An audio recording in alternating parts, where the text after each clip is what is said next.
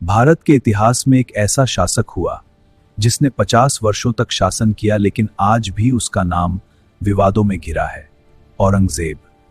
3 नवंबर 1618 को जन्मे औरंगजेब मुगल सम्राट शाहजहां के पुत्र थे।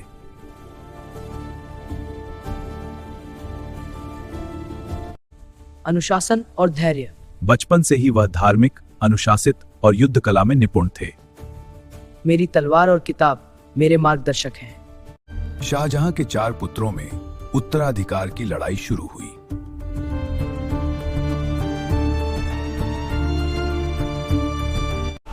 सोलह सौ 58 में भाइयों के बीच भीषण युद्ध छिड़ गया।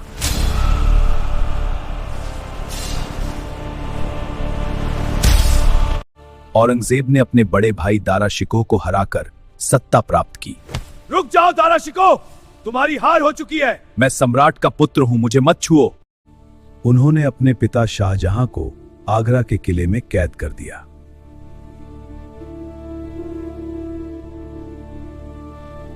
सोलह सौ 58 में औरंगजेब मुगल सम्राट बने।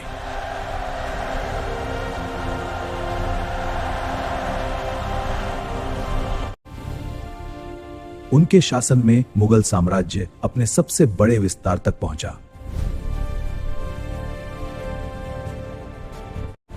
उन्होंने दक्षिण भारत में कई वर्षों तक अभियान चलाए। दक्षिण की ओर बढ़ो, विजय हमारी है। इसी दौरान मराठा शासक शिवाजी महाराज से उनका टकराव हुआ।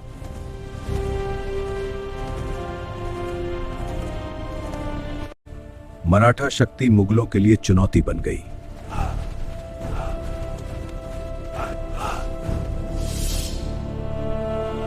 सोलह सौ 66 में शिवाजी आगरा दरबार पहुंचे। मैं शिवाजी, हिंदवी स्वराज्य का संस्थापक, सम्राट के समक्ष उपस्थित हूं।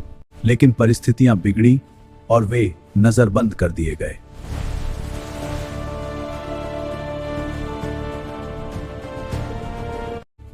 कहानी है कि शिवाजी चतुराई से वहां से निकल गए।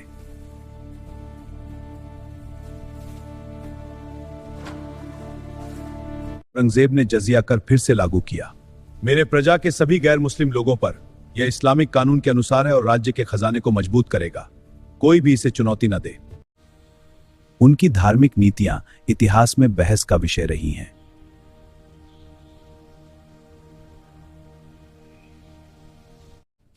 उन्होंने इस्लामी कानूनों को अधिक सख्ती से लागू किया।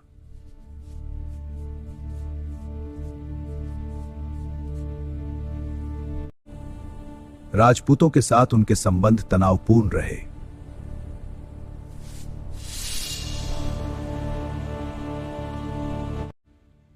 सिख गुरु तेग बहादुर के साथ संघर्ष ने भी इतिहास में गहरी छाप छोड़ी।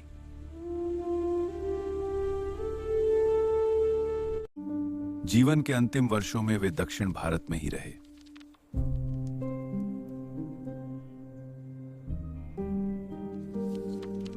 लगातार युद्धों ने साम्राज्य को कमजोर कर दिया।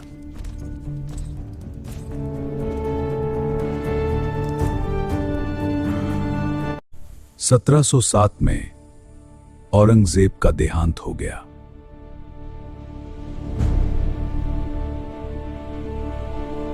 उनकी इच्छा अनुसार उनका मकबरा सादा और सरल बनाया गया।